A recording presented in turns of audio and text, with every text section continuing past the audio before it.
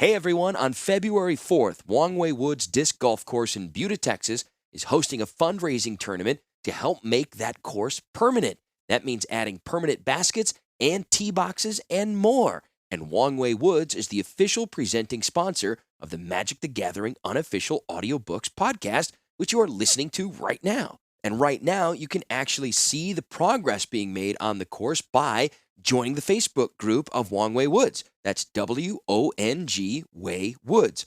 Also, if you can't make the tournament but would like to help out, or you play disc golf, you can purchase an official custom-stamped Wong Woods mint disc for just $22, and it'll be shipped anywhere in the U.S. Plus, you could land an Unfinity full art land card with that. But that $22 will all go to helping the course get built and finalized. So again, if you're in Texas, you play disc golf, head to Buda on Saturday, February 4th, behind Buck's backyard for the Wong Woods fundraising disc golf tournament. The rest of you disc golfers, head to the Wong Woods Facebook page and get your disc today. You can find a link in the show notes, and you can see the discs on the Patreon or in our Discord. Wong Woods, where the river is imaginary, but the OB is not. Hello and welcome to the Magic the Gathering unofficial audiobooks podcast, and our final week being presented by Wong Woods Disc Golf Course in Buda, Texas. They have their fundraising event this weekend, and I'm proud to have played a part, however small, we played in getting word out about the course and the event out there. Again, the Facebook page went over 100 members, and I believe they have over 20 participants in the event, so I'm just real happy that we were a part of it. Again, I'm Phil Dawson, and I'm just happy to have all of you aboard. Also, some pretty good news. I think you all like it when I share some metrics or statistics. We are over 350 five-star reviews on Spotify, which is bananas. I remember when the goal was just 50. Like, boom, we just keep hitting the right notes. So, we've also gone over 200,000 total listens. We're getting almost 1,000 plays a day, which is just outstanding. I'm so happy with that. I'm also very happy to introduce our newest patrons. We have to welcome in one content goblin, that is Steven, hello, a pair of content humans, Michael, and the emissary of Chatterfang. Yes, that Squirrel General's emissary, now a patron. And we have a content planeswalker who's showing an adoration, a dedication, and a passion for the lore. We welcome Chris and all our new members. Anyway, we're still looking to hit our goal of 30 patrons this year, so if you want to join, it's as little as $3 a chapter. Just as a reminder, too, this month will be the last month. The money earned is going to me, as yes, we'll be using it for our travels to the States at the end of March. But when we return in April, oh boy, I just thought that maybe we should try finishing this book before then. We don't have enough weeks for that. Maybe we do. Because I'll be gone for a couple of weeks. Anyway, starting in March, we will be creating our loyalty reward program, and funds from the Patreon will be going to support that. So if you sign up, you get cool shit for being a patron. Oh, excuse me. What? Oh my. Well, just excited about that. Even, I have an artist friend of mine who's working on exclusive pieces for the show. Yada, yada, yada. You should join now. That's what I'm getting at. Also, we have four remaining custom Shadowbox cubes. They're wonderful additions to any collector. We have a sweet scene of Urza and Mishra playing some Friday Night Magic. It's just so cool.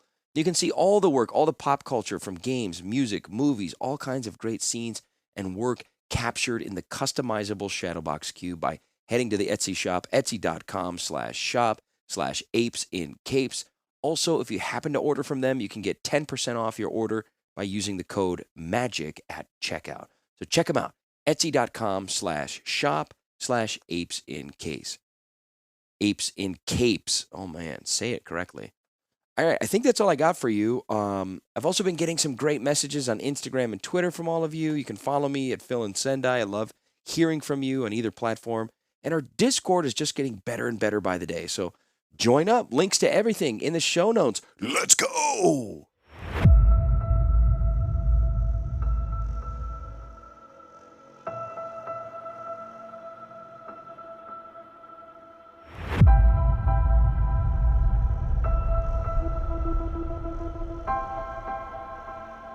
Chapter 15.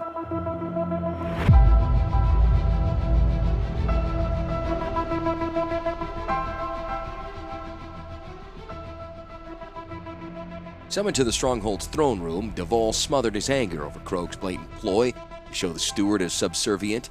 His armored boots struck heavily against the floor, grinding his rage against the flowstone surface. Before entering the room, he settled a neutral mask over his face. "You requested my presence, Krog." The words were drained of any emotion, spoken between thin, humorless lips. The member of Phyrexia's inner circle seemed melded into the huge metal monstrosity that was the Stronghold's throne. Sharp edges gleamed dully in the cold lights of the room, and the ridged back shone with the light sheen of oil.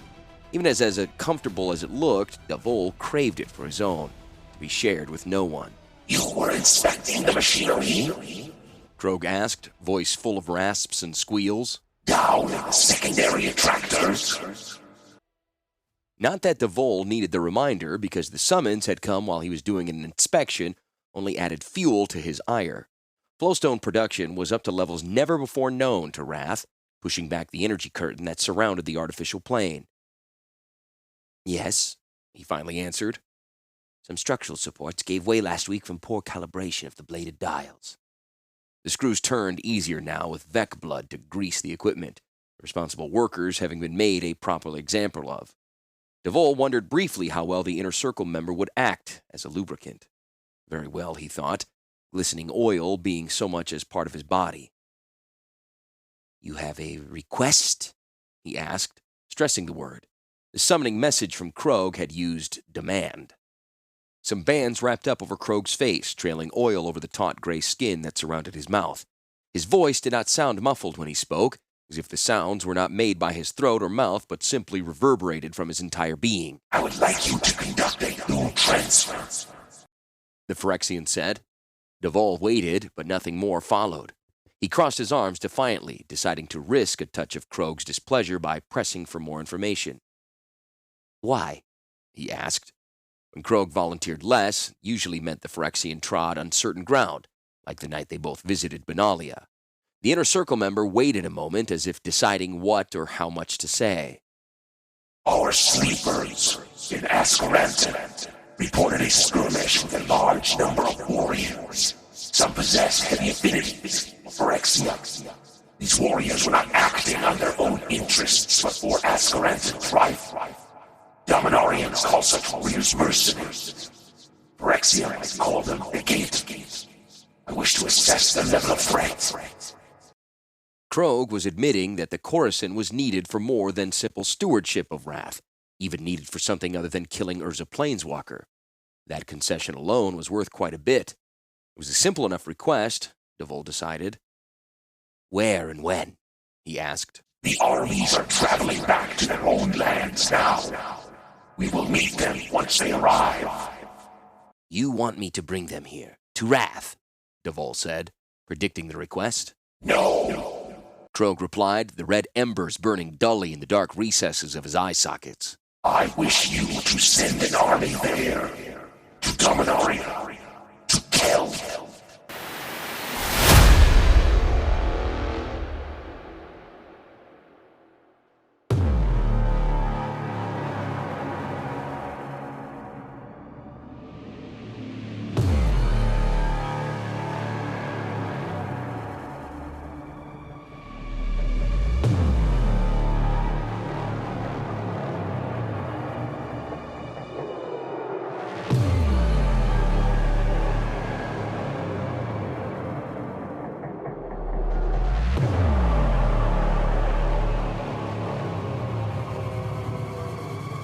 War cries echoed off the steep passes that led deeper into the Keldon's mountain nation.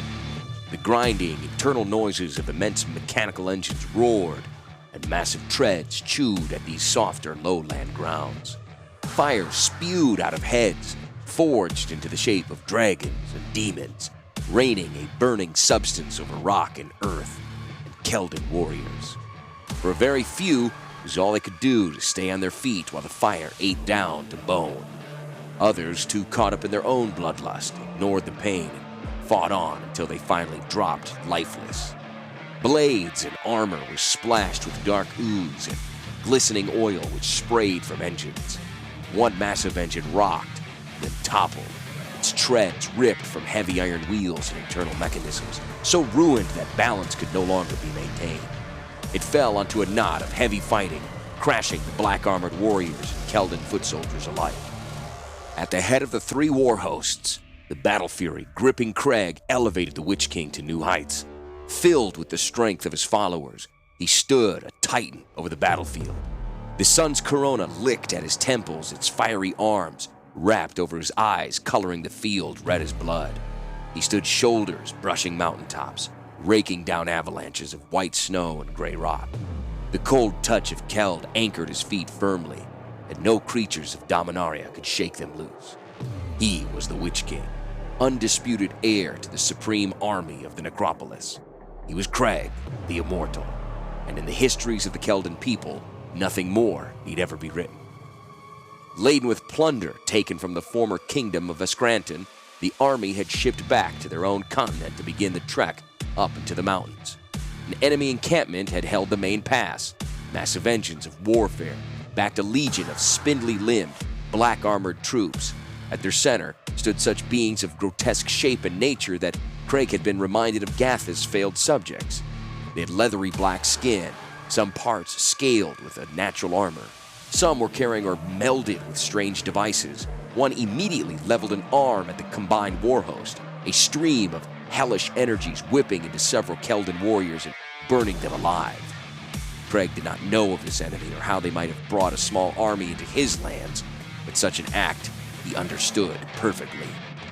Yelling the war cry handed down his line from Trog and Krail before him, Craig charged forward, leading his host to battle. 3 Witch Kings fought at his side, each in nominal command of a separate war host.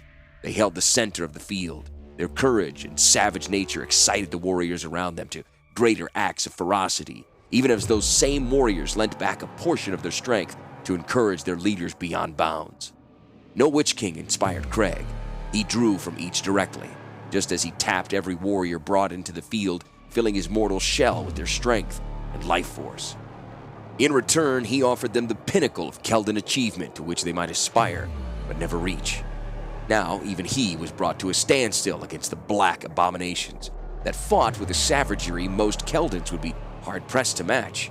They shrugged aside lethal blows, hooked claws, bladed fingers, and artifice weapons, struck back with incredible force, enough to rend a regular warrior in one swipe. The enemy warriors in regular black armor were more easily dispatched, arms and legs cut or ripped from the body with ease. He learned after splitting one open that those limbs were merely mechanical extensions. The true warrior was a stunted growth of a creature, hidden away in the main armored shell. It took several sword thrusts through the armored body to finally kill one of the strange knights. In the 50 years since his ascension, none had stood against the Witch King Craig. Not his own people, and certainly no outside force. Unlike some Doyen, Craig took to the field nearly every year, constantly challenging the world to match him. That these creatures even dared step into his domain offered an insult that demanded punishment. And here, they presented a challenge that so far matched the best fight 3 war hosts offered. In a lesser race, this would certainly have raised fear. In a lesser Witch King, perhaps doubts or concerns. In Craig, it engendered a near-blinding rage, lending new strength and stamina to his already terrifying nature. The caustic scent of his own charred flesh overpowering the smoldering Kolos horn. Craig shouldered his way past a stream of burning energy and closed with the largest of the demon spawn. 9 feet high, where its curved back finally hunched forward, head and shoulders actually at a lower level. The creature might have once been humanoid. Its evacuated abdomen was ringed with bands of blackened metal. Several steel tubes sprouted from its upper back, wrapping down to connect where the base of a spine might be on a normal being.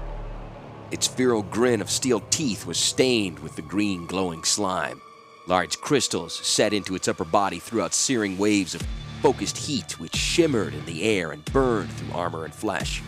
Craig leapt into an embrace with it, his greatsword held high and angled back down in front of him like a rock scorpion striking tail. It moved impossibly fast. Serrated talons fastened onto the Witch King's armor, points piercing through the flesh beneath. Its teeth clamped onto the hollow beneath his left arm, and the chest-mounted crystals flared with renewed assaults, scalding heat which seemed to strain at the very bones of his body. The viscous slime on its teeth burned through the wounds and into his blood, lighting his entire body afire. Craig brought the point of his greatsword down into the muscled joint that held the creature's shoulder and thick, scaled neck.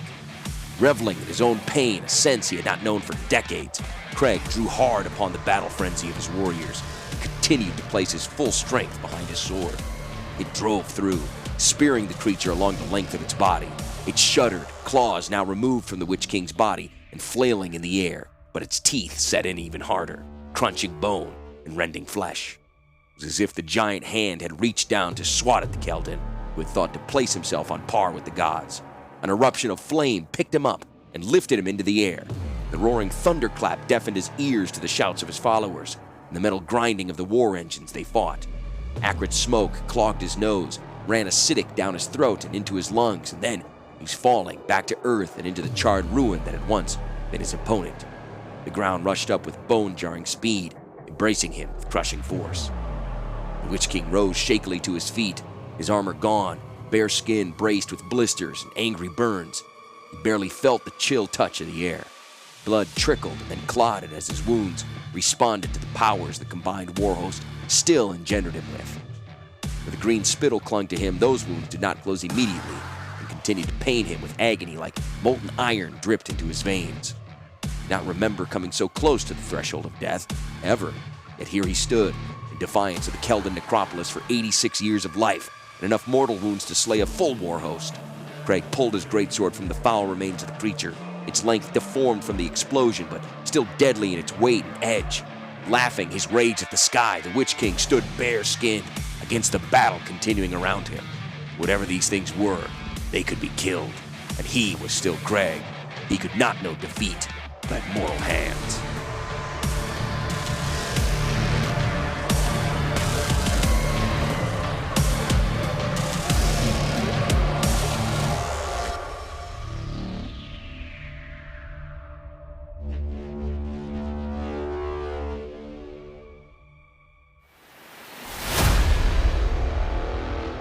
Snow-chilled lands fell away to blankets of hoarfrost. An overcast sky of gray cotton touched darker with pockets of rain promised a storm. A light rumble voiced the heavens' discontent, answered only by the dull echoing of footfalls and shouted commands from within the mountain pass that led to the lower lands surrounding Keld. Warriors in full armor led the way from the pass, their red leathers and bright metal weapons standing out against the dark ground. They moved with military precision, anxious for the battle but still wary of ambush. The lead elements finally trumpeted back, and all clear with small instruments made from hollowed-out Kolos horn. Another band moved from the mountain pass. This was Gatha's personal guard, their armor bearing his adoptive crest, the ancient Keldon sigil for life, from the times before Keld developed a true script for writing. The military procession was followed by a baggage train of 3 Kolos pack animals, slaves tending them or laden under packs of their own. Gatha walked at the center of his guard. Nods of respect followed his every movement. At times when he passed close to a warrior, he received an awkward bow as the Keldon stepped aside. Despite his smaller size, Gatha felt the tallest among them, resplendent in finely designed armor of the best Keldon craftsmanship. He wore metal greaves, chestplate, and shoulder mantle trimmed in red leather, and a black heavy cloth cape with everything tooled in gold. He carried a riding crop, a leather-wrapped handle on a sharp hooked piece of steel that might have been called a footman's pick back in Argiv. The crop served more as a badge of rank. Gatha never attempted to ride the large Kolos beasts. The traipse down from his mountain labs caused a regrettable delay in many experiments.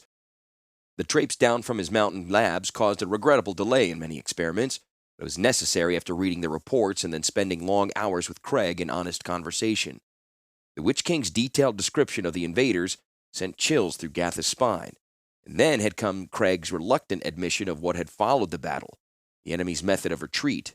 Such an event Gatha would prefer to consider a bloodlust-spawned illusion.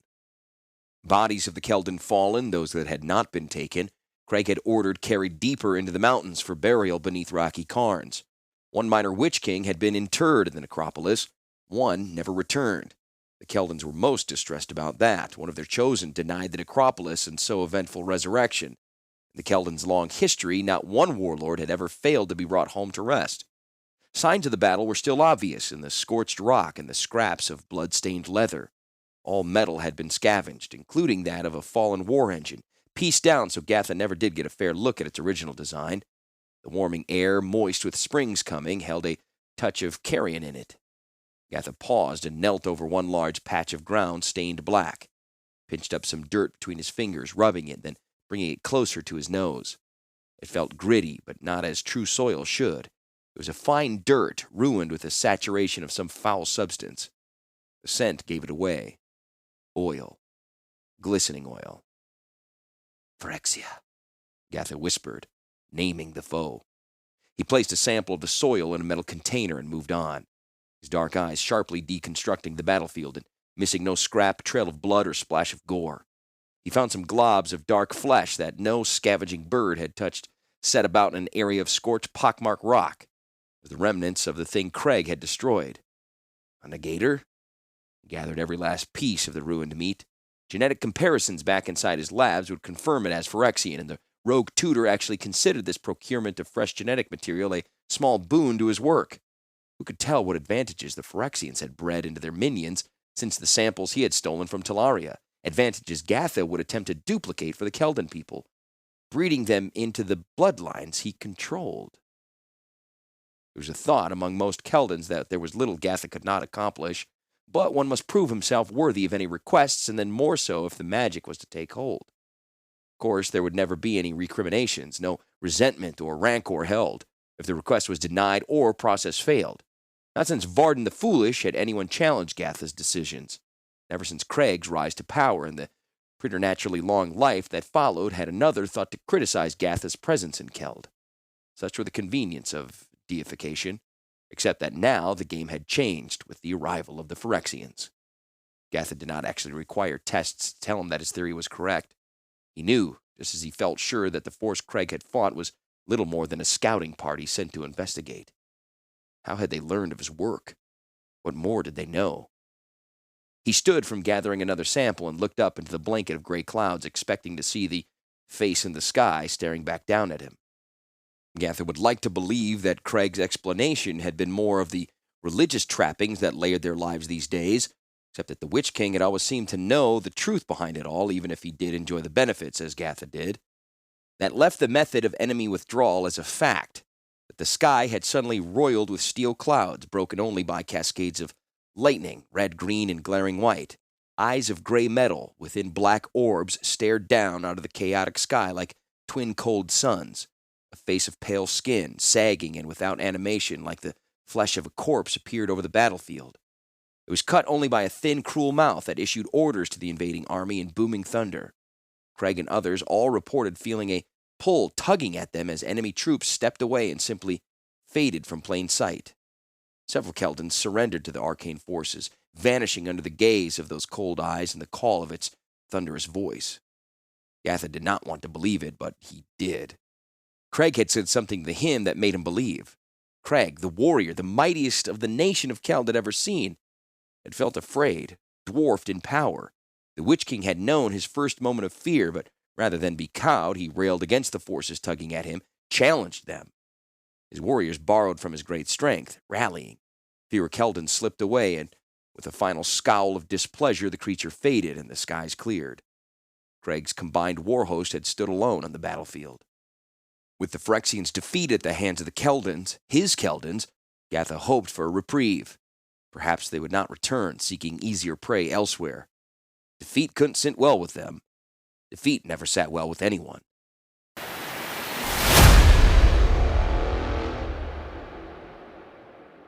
Krog threw the lifeless body to the ground, skull shattered, gray matter mingling with yellowish fluids, white splinters of bone, and red blood. 2 weeks he had spent in interrogation of the prisoners Devol returned with. One every day, no matter how tempting it was to rush through them. He savored the moments, the memories, but also took the time after each to consider the information imparted. Devol had taught him something of patience, with the other slow process of improving negators and the steady and relentless hunt of Urza Planeswalker. He chatted an order to a nearby guard who removed the corpse. The guard would add it to the others, Keldon and Phyrexian alike, for a seeker to later take the entire store of meat to Phyrexia for the vats. Resources were never to be wasted. Perhaps the Keldon matter would serve to make new newts stronger and improve the completed Phyrexians they would eventually become. In that way, the defeat today would only lead to a greater victory in the next generation. In a few of the Keldons, there had been large deposits of the same essence that the member of the Inner Circle detected in the old man in Dominaria, recognizing in them that which was familiar to his own nature, that dark perfection of the ineffable from which all else should and would be derived. Only in the Old Man, a white mana creature, that dark core repelled Phyrexian influence. In the Keldons, it made them stronger and therefore a threat. So this was Urza Planeswalker's plan. An army of Dominarians with the physical resistance to meet the invasion on equal footing. How broad the vision, and yet so juvenile in the attempt. Of course, Phyrexian substance made Dominarians stronger, bringing them closer to perfection. If the Planeswalker had 1,000 generations, he might hope to spread such resistance over enough of Dominaria to make a difference. Here and now, with the scope Krogh sensed, that influence would barely be felt, except, of course, in the Dark One's displeasure. Organized resistance to Phyrexia's plans for conquest could never be tolerated. The Dark God would see it as Krogh's failure. His anger would consume the Inner Circle member and deny him continued existence. Krogh must destroy such efforts, subvert them. Devol would be encouraged to continue testing forces against Keld so that Krogh might receive a better idea of the effectiveness of Urza's current plans. Krogh would then destroy the system perpetuating the danger, including the capture and consumption of this Gatha, surely a scion of Urza, and possibly with knowledge of the Walker's private retreats. Other large programs of such nature must also be located and destroyed.